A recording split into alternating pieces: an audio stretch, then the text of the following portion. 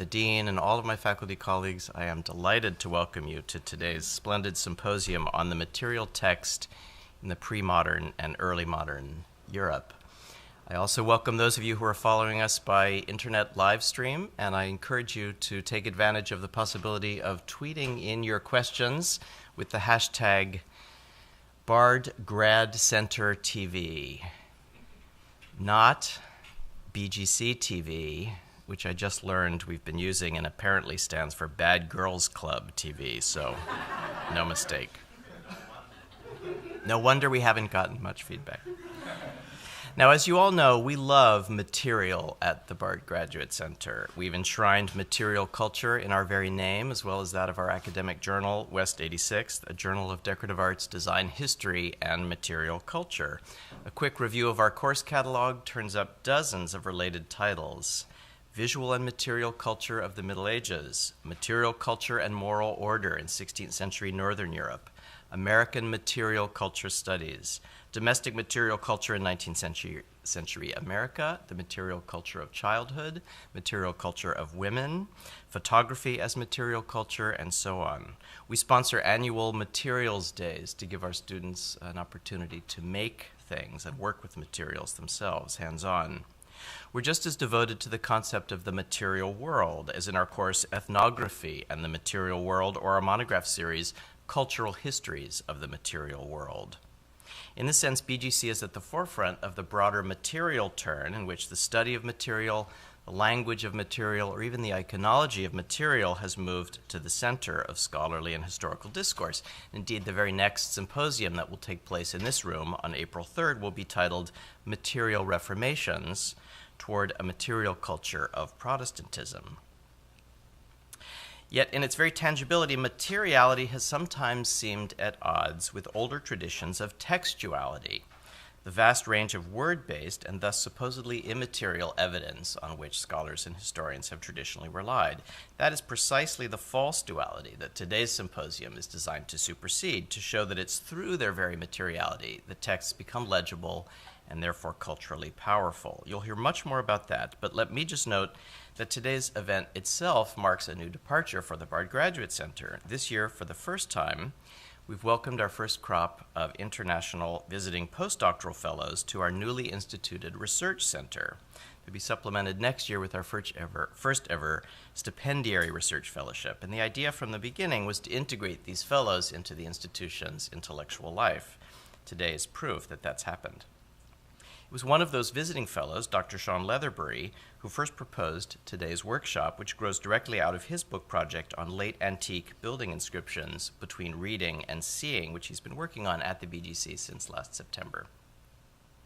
Having earned his BA in art history at Yale, Sean received the PhD in late antique and Byzantine studies from Oxford in 2012. He's been a visiting research fellow at the Kenyon Institute in Jerusalem and is an honorary research associate for Oxford's ongoing project on late antique Egypt and the Holy Land, art history, archaeology, and religious change. So I will turn over the podium to Sean, who will kick off today's events and introduce his co-chair, Professor Andrew Morrill.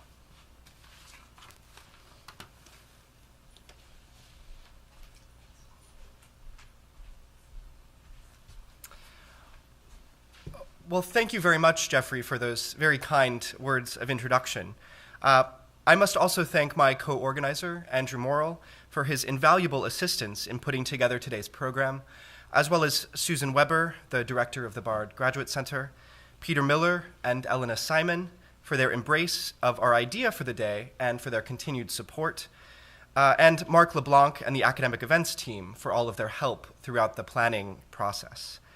This symposium was born organically out of a shared interest here at the Bard Graduate Center in the materiality of texts from the ancient, medieval, and early modern Mediterranean. Materiality is a hot topic for historians of material and visual culture today, as even a quick glance at the recent College Art Association annual meeting panel titles will reveal. However, we did not arrive at the material text of the title lightly, or through a desire to perpetuate jargon, but rather because many, if not all, of the cultures of the ancient and medieval Mediterranean thought a great deal about the imbrication between text and material. Interest in the materials of texts is and was an emic, not etic one. Various approaches to textual materiality have been advanced of late, including an approach that focuses on the visual characteristics of inscribed texts and that takes into account the context, display, and reception of the forms and materials of letters and words. Especially popular amongst scholars of medieval and Byzantine material and visual culture, this approach can sometimes lead to the discarding of text as text, that is, the dismissal of a text's content due to modern concerns about pre-modern levels of literacy and about the legibility of texts materialized in spaces and on objects. While such concerns are valid, today we aim to consider both the visual and verbal components of pre-modern texts, so text as image, text as object, and text as text. Today's papers, presented by historians, art historians, scholars of literature, and classicists, will range across disciplinary boundaries in their examinations of texts written from antiquity to the early modern period.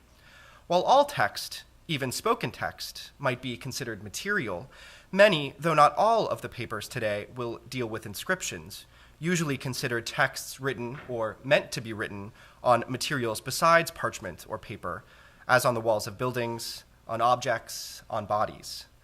All will consider the relational aesthetics of texts and what we might call their material support, objects, books, buildings. The aims of our symposium are multiple. First, to advocate for a sensitive contextual approach to pre-modern texts that avoids losing the text in the process of the material turn. Second, to establish connections between interested scholars at the BGC and New York area institutions. And third, to expand the conversation, which typically is confined to particular periods and regions, to include specialists in wildly different material cultures, cultures that might prove not to be so different after all. Our focus today will be on the pre-modern Mediterranean, but the issues raised by the sessions surely will relate to similar ones in other regions and periods. Thank you for coming and for tuning in over the BGC live stream, and I hope you enjoy our day of discussion and debate. And please now let me introduce my co-organizer, Andrew Morrill.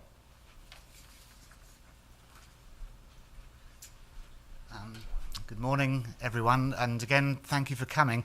I simply want to extend my own thanks to Sean, both for his eloquent statement about today's conference and its ambitions, but more generally for really being the driving force behind today. I'd also like to extend my thanks to my colleagues here at BARD for their support, practical and moral. And to say that what began as just an idea for an afternoon and quite informal workshop among colleagues and a few local colleagues, as well as our own, it blossomed into this rather bigger affair. So for that, we're very grateful. But I'd like to, in a sense, I think we'd all like to keep the spirit of the workshop, that we are, in a sense, testing ideas, and we welcome debates, questions, and hope that the way we've structured today's event, not by chronology but by theme, will spark resonances and ideas across the periods. So we hope for engaged debate, and we've left quite a lot of time for discussion. So without further ado, I'd like to welcome my colleague, Abigail Balbalé, who is going to chair this morning's session.